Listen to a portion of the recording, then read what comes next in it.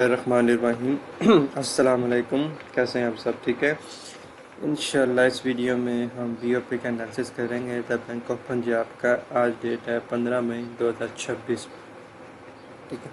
तो जैसे अमेरिका का ट्रंप चाइना गया हुआ है 2-3 दिन के दौरे के ऊपर, कल उसकी वापसी हो जाएगी।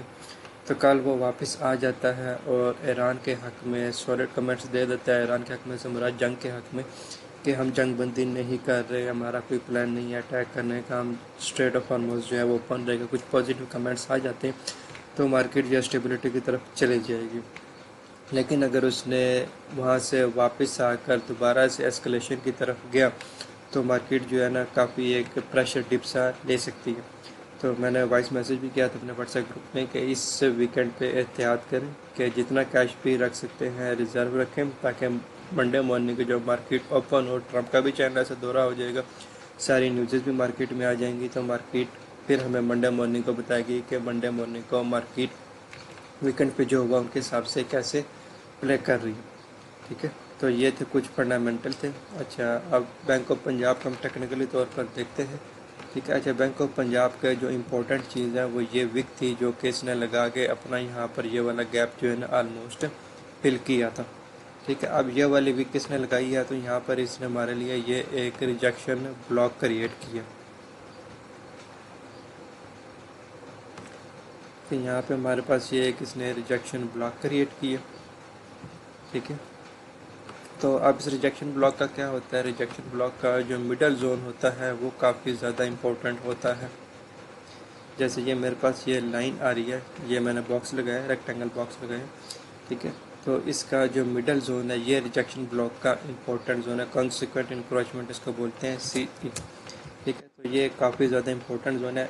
बैंक ऑफ पंजाब जो इसको टैप करके फिर एक अच्छी ऊपर की तरफ मूवमेंट दे सकता है। तो ये हमारे पास आ रहा है 32.7 के ऊपर। तो 32.7 का जो जोन है, कह दें कि हमारा पूरा जोन बनता है 31.5 से लेकर 32.8 तक का जो जोन है ये इंपॉर्टेंट जोन है। यहाँ से इसमें बाइंग एक्सपेक्ट की जा सकती है।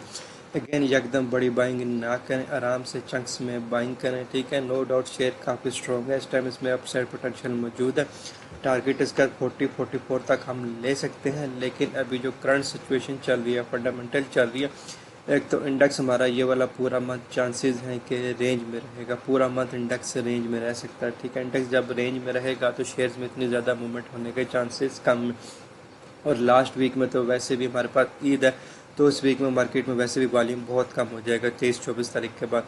तो ये 10 दिन है, 10 दिन में आप कोई भी बड़ी बाइंग से अवॉइड करें। ठीक है। कहीं आप स्टक ना हो जाए, पैसा स्टक ना हो जाए, छोटी छोटी बाइंग करें, एरियाज़ को आइडेंटिफाई करें। जैसे BOP का हमारे पास ये एरिया आ रहा है 31.5 से लेके 32.8 तक का जो जोन है, ये हमारे पास एक अच्छा जोन है बाइंग के लिए, जिसमें हम कंसिडरेबल कर सकते हैं। ठीक है।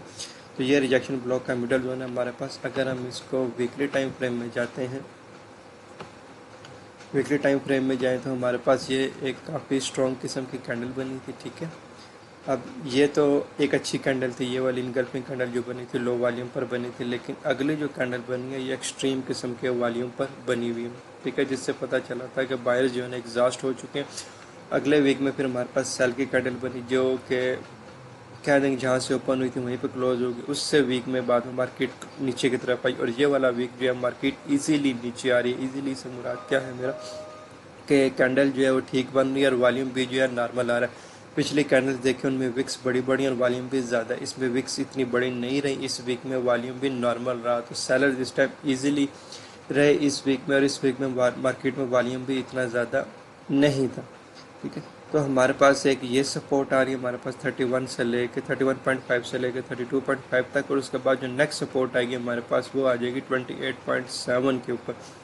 ये जो विक लगी हुई है, इसके बाद हमारे पास ये जो फेयर वैल्यू गैप है हम इसको टारगेट कर सकते हैं। वो वाली सपोर्ट अगर ब्रेक होती है तो देन हमारे पास जो स्ट्रॉन्ग सपोर्ट जोन है वो ये मेरे पास आ जाता है 27.8 वाला जो जोन है।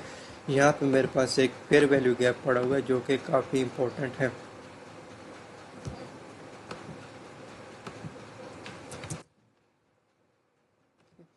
तो ये वाला फेयर वैल्यू गैप तब प्ले होगा जब ये वाली सपोर्ट हमारे पास ब्रेक हो जाती है, तकरीबन कहते हैं कि 31 वाला जोन जो है ब्रेक हो जाता है, देन हमारे पास ये 27.5 से 28 वाला जोन जो है ये तब वर्क करेगा। ये काफ़ी इंपॉर्टेंट जोन है, बहुत बहुत ज़्यादा इंपॉर्टेंट जोन है, ठीक है। और अगर आप इसको वीकली टाइम फ्रेम में देखें तो ये हमारे पास हेड बन रहा है और ये शोल्डर बन रहा है और ये शोल्डर भी बन सकता है।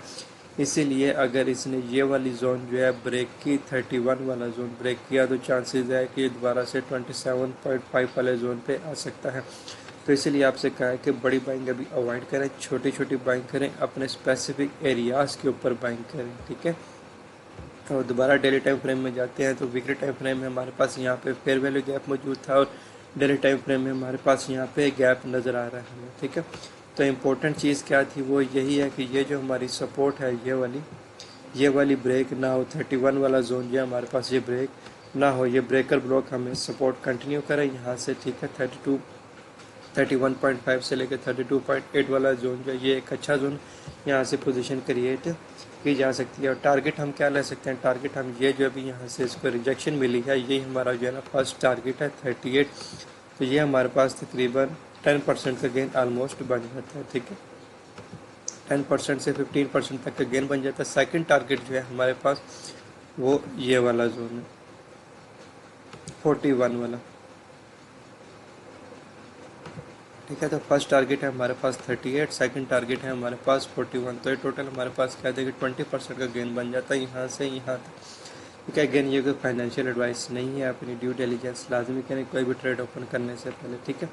तो इस वीडियो में बीओपी की यही अपडेट देनी थी कि बीओपी का हम इस वक्त कहाँ से देख रहे हैं कि ये वाला जोन इंपॉर्टेंट है, ये जोन ब्रेक करेगा तो देन ये वाला जोन इंपॉर्टेंट है। टारगेट क्या है हमारे पास, ये 38 जो है हमारे पास फर्स्ट टारगेट एंड 41.5 जो है हमारे पास सेकंड टारगेट है।